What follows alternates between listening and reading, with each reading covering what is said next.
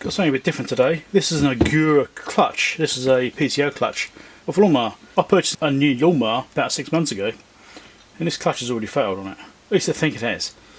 It's slipping. So there's a few things I want to check on it, but I've taken it off obviously, and it's literally one bolt to get it off, and obviously the belt has come off too. But this is a 540-32800, which I can find absolutely no information on. I went to the Ogura website and it's not listed as a product. So I've also got this barcode here as well. I tried this number, that also doesn't show up. I tried those, nothing shows up. So I can find no information about this particular clutch. So basically how these work, there's an electromagnet inside here, and you've got a pulley, obviously, which the belt goes on to drive the cutting deck. In here is the one which goes to the engine. Alright, so it's on the output shaft of the engine, which spins. That's still fine. But you can see it goes right through, and if I spin it still with this side, you can see the centre of this one is spinning. But this right now is locked up. And that's because this is under tension. It's got like springs inside here, and it pushes this plate that way, and it makes it lock up against these. You can actually pull this down very slightly if I try and get it. It's really strong springs, but I don't know if I can see it on camera. It says gap, then no gap. Alright, so that's the movement it gets, and that's what engages the clutch. So it locks it up against that, and then it will lock up and work. I'm wondering if this is actually rubbing all the time, because even when I release it, I squeeze on both sides really hard, it's still rubbing. So I'm actually going to take it apart and just have a look. Maybe one of these brackets are slightly bent or something. I mean, it could be slightly bent. The one on this side looks slightly bent potentially. If you look down there, is there a slight bend in there maybe? That side there, maybe the bracket's slightly bent and it's making it not release properly. I don't know. Anyway, I just wanted to get a bit of footage on this. Note the bolts, not the layouts. So I know to get the thing back apart again and how to put it back together. Well, unfortunately, I can't get it on my ratchet. It is a 10mm, at least a 10mm fits it, kind of. It's a little bit loose. Maybe it's an imperial size. I don't know. Anyway, we'll go with this. It's working. Cool. Next one.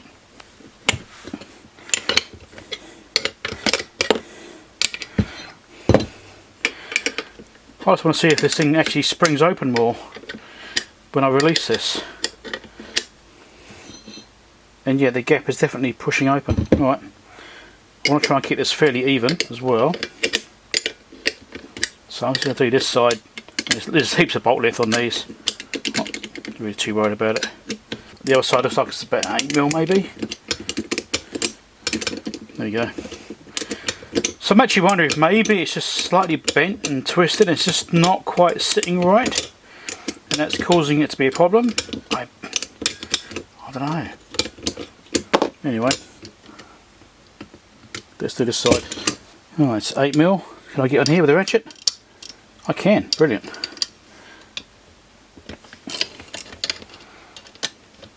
Although the sides, there we go. I say this side's looser, but actually is only that one of them is looser. Let's use a ratchet on it. Make it a bit easier. But that gap has opened up a lot. I almost wonder if this thing's just manufactured wrong. Like when they modify it to sit on the lawnmower, are they like compromising the clutch to make it sit there? Makes you wonder if maybe it's just rubbing too much and it's overloading it. Anyway, let's see how far we get. I don't think I can get this thing apart. I'll be really surprised if I can. But you never know, do you? These ones are still really tight. Well, I've got those brackets off now, and that gap is considerably bigger. Much bigger gap now. You see right through there. So that's a big difference. You can see how these work like that. And that is now spinning freely, because there's no longer rubbing on these. You can see from this plate it's been rubbing there, and on this plate it's been rubbing there, and it's actually pitted down. So now I don't know if they're using that as a brake, or whether this is really something I should be concerned about. I'm just wondering if maybe it's dragging and that's what's reducing the clutch and making it slip. I mean, it could be dragging. I was hoping I could get it further apart than this, but it doesn't look like I can because I probably need to put bearings off, and I can't really do that. I'm not really set up for doing pressing. I want to give it like a half-assed effort to see if I can pop this off, just in case it will move. I'm not going to try too hard because I mean right now rubbing might be all the issue is.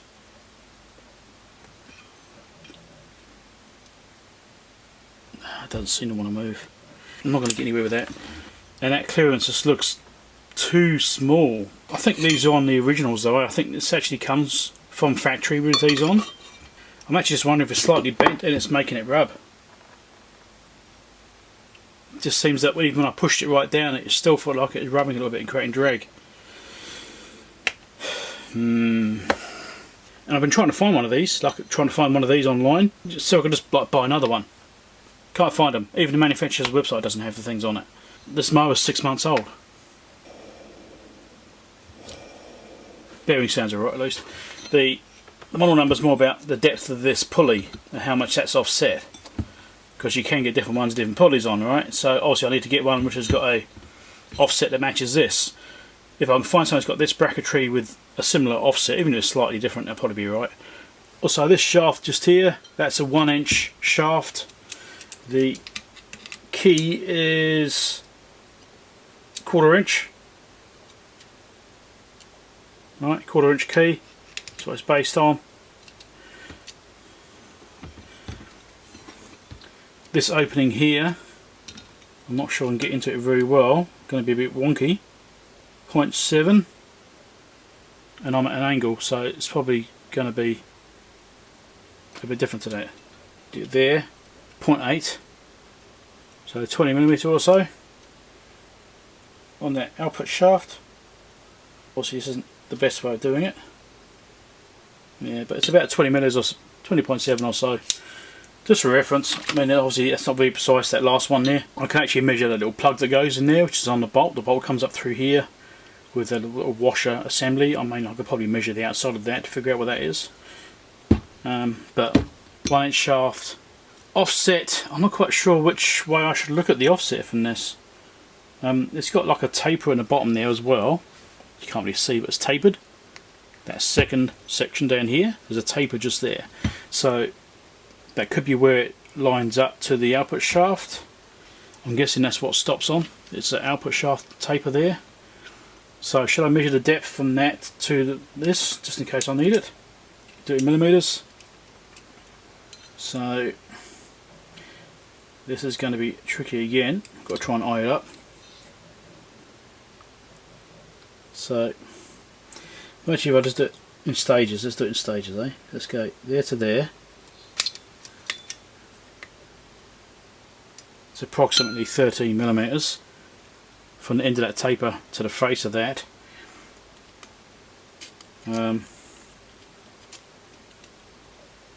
Face of that to there is about 1.5mm, and then there to there is 9mm, there to there, which is basically centre. So that's the centre of that pulley there.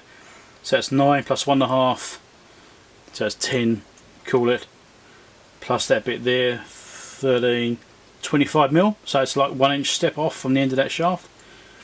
That's what it looks like roughly. I don't know if this is relevant or not. It may be relevant if I come to try and replace it with something else. But what I think I'm going to do, I'm going to try and bend these brackets here down just a little bit. I mean, I've tried powering it. It did energise, so I'll show you actually. Let's move it back that way. I'm still set up for it after all. Might as well hook this up. So positive that side, negative that side. Energise it. Alright, so it's pulling in, but it's not pulling in dead square. So I've got to keep my fingers out of the way, don't pinch myself, that'll hurt. You watch. It kind of goes this side first, then that side.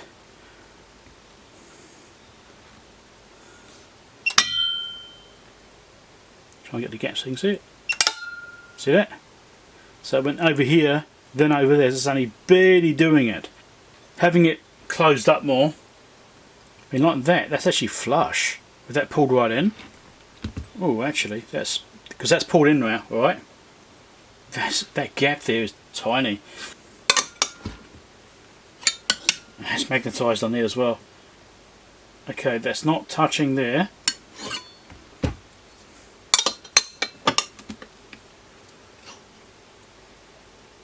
And that one is touching there. Yeah. That side's touching. Maybe that's what the problem is. It's got a bit of drag on this side. This side's okay. Now, I did actually give this a bit of a bang on the desk already to try and bend those down slightly.